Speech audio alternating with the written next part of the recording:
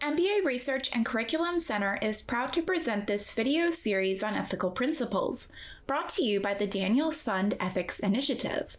You can find timestamps, links, and more in the video description box below. Subscribe to our channel to stay up to date with all of our content. This video will cover the fifth ethical principle of fairness. First, let's explore our ethics dictionary.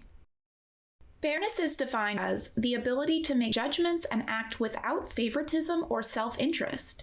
It comes from the Old English root word fager, which means even-handedness, impartiality. Let's look at some words that are alike and different. First are synonyms, or words that are very close in meaning. Some synonyms of fairness are civility, moderation, tolerance, and impartiality. Next are antonyms, or words that are opposite in meaning. Some antonyms of fairness are inequity, bias, and dishonesty. The American Supreme Court Justice Potter Stewart said, "Fairness is what justice really is." Building blocks are the traits that a person needs to have in order to act ethically. Each ethical principle has its own set of traits. What building blocks are associated with this principle? Fairness's first building block is impartiality. Impartiality means that you are not affected by personal bias or prejudice. You might hear someone say, "It was a nonpartisan decision," meaning the decision does not show bias or preference for any political organization or group of people. Let's look at an example. Your art class is going to take a field trip to a local museum, and the art teacher has all the students vote to choose which restaurant to stop at for lunch. If the students decide that they all want to eat at Qdoba, the art teacher should honor that choice, even if they personally prefer Chipotle. They aren't letting their personal bias get in the way of the student's choice. Fairness's second building block is empathy. Empathy means the ability to relate to the feelings, thoughts, and experiences of other people. You might hear someone say, "Put yourself in their shoes," meaning you should consider the situation from another person's perspective. Let's take a look at an example. Your friend Sarah recently had her grandma pass away. Even if you've never been through the loss of a loved one, you can probably imagine how Sarah is feeling. That's because you are able to empathize with her grief. How do the building blocks of fairness work together? Can you have one without the other? When you're impartial but don't show empathy, that can be unfair to others. Let's look at an example. Have you ever considered a career in journalism or public service? Employees in these career fields often have to abide by impartiality clauses. If they show bias at work for any groups of people or political ideologies, it could hurt the reputation of their employer. However, employers can't unfairly restrict their employees' private lives. This includes voting, religious worship, and participating in social and community events. Doing so would show a lack of empathy on the employer's part. These employers are able to combine impartiality for their work with the empathy to understand their employees. That creates a fair work environment. When you combine impartiality with empathy, you'll become a person who is understanding, relatable, and without bias. In other words, you'll be a fair person. We can learn more about the consequences of behaving without ethical principles from events in the past and present. The following story is just one example. Please note that there is a content warning for brief discussions of violence in this past and present segment.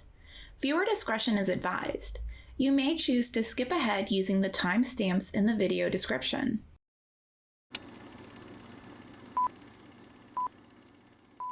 This photo going viral of an occupied bus burned 60 years ago today when black and white college students risked their lives to halt segregated interstate transportation. The Freedom Riders do escape the bus, only to be beaten by the Klan. Navy veteran and Natchez, Mississippi native Robert Farrell was living in L.A. when he decided to join Freedom Riders, traveling by train. I was at UCLA my senior year, an activist every year I was on campus. Farrell bonded with activists who knew federal law was on their side, even if Southern society was not. The Congress on Racial Equality came up with the concept to do this ride. It was to test whether or not they could get compliance to the law that was already in place. It was already in place, but people were simply not doing it. Let's examine the timeline of events. In 1960, the U.S. Supreme Court expanded an earlier ruling which declared that segregation on interstate buses was unconstitutional. Now, bus terminals would also have to desegregate restrooms, waiting areas, restaurants, and other services. However, many southern states refused to comply with this ruling. Beginning on May 4, 1961, the Congress of Racial Equality, a civil rights group also known as CORE, staged the Freedom Ride bus protests. CORE sent a group of 13 people from Washington, D.C. to New Orleans, Louisiana. This group was a mix of men and women, both black and white. On Mother's Day, May 14, 1961, Freedom Rider buses in both Birmingham and Anniston, Alabama, were attacked by mobs of white people. In both cities, the Freedom Riders were beaten by the mob with baseball bats and pipes. In Anniston, a member of the crowd threw a bomb into the bus, setting it on fire. Additional activists from Tennessee joined the Freedom Riders beginning May 18th. The U.S. Attorney General, Robert Kennedy, arranged for police to escort the new group, but the police abandoned the bus when it reached Montgomery, Alabama on May 20th. An angry mob, led by a local Ku Klux Klan leader, attacked reporters before attacking the Freedom Riders. Federal marshals had to be called in to stop the violence. On the following evening, Reverend Martin Luther King Jr. attempted to lead a service at a Montgomery church in support of the Freedom Riders, but an angry mob began to riot outside of the church. Alabama Governor John Patterson had to call in the National Guard to put an end to the violence for good.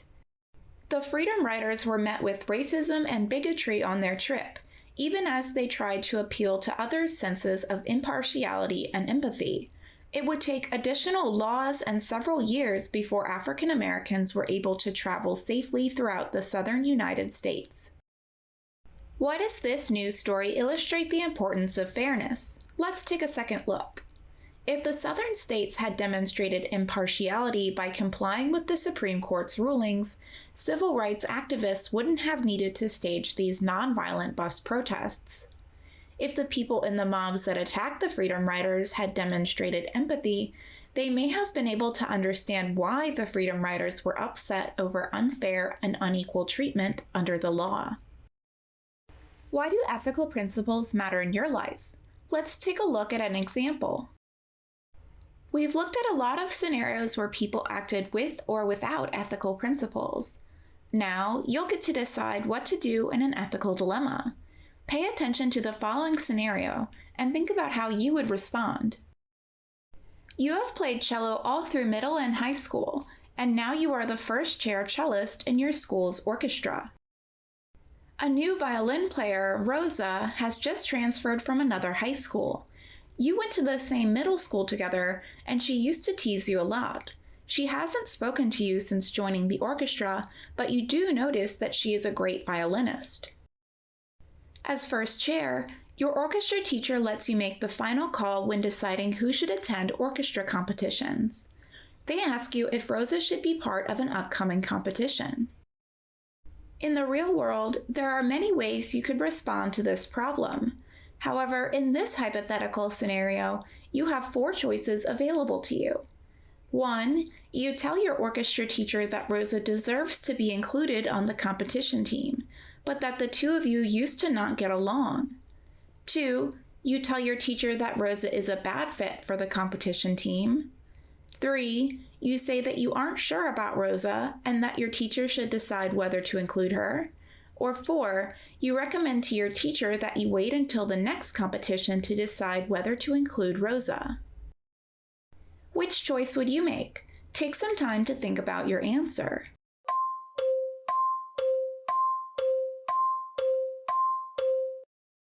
What choice did you decide to make? let's explore some of the benefits and drawbacks of each choice. If you pick choice 1, you told your orchestra teacher that Rosa should be included on the competition team and mentioned your personal history. This is the ethical choice. You use the building blocks of impartiality and empathy to make the right decision. You are also honest with your teacher. With this choice, you'd benefit from having a strong competition team. Because you acted with empathy, there is the chance that your relationship with Rosa will be made right, either from her apologizing or from you reaching out to her. However, if Rosa doesn't want to apologize, it might make things awkward during the orchestra competition. But since you were honest about your relationship with your teacher, they would be able to prevent this from happening. If you pick choice 2, you told your orchestra teacher that Rosa is a bad fit for the competition team. This is the most unethical choice. You are trying to permanently exclude Rosa from the team. You are also lying to your orchestra teacher. With this choice, you would benefit from getting along with the competition team.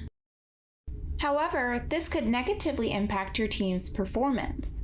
Rosa might also realize that she is getting overlooked and decide to talk to the orchestra teacher herself.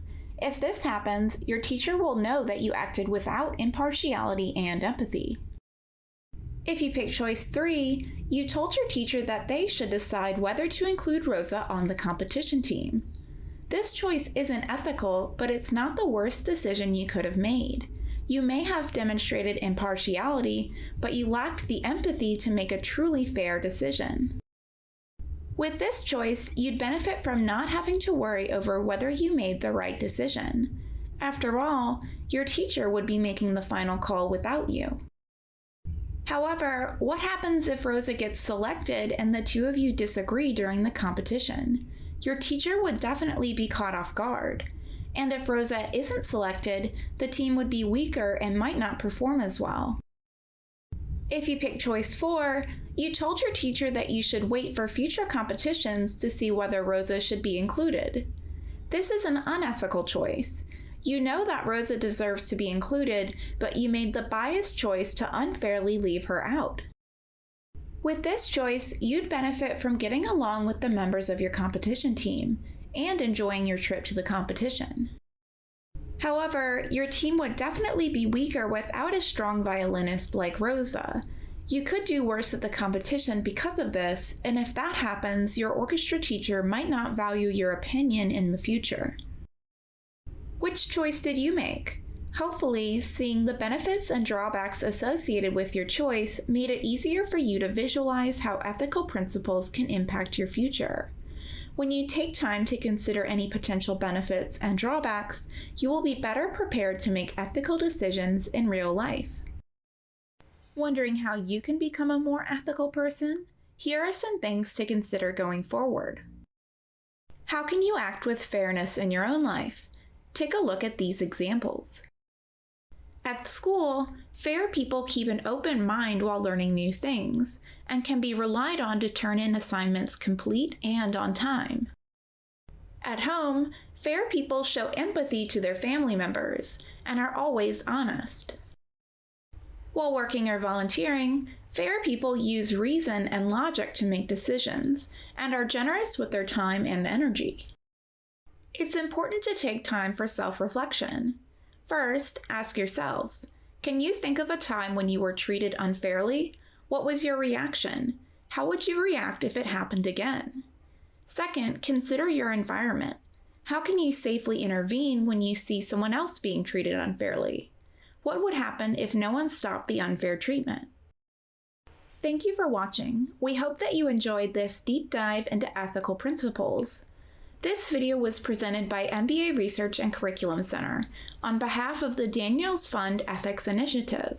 To learn more, please visit mbaresearch.org or click the link in the video description box below.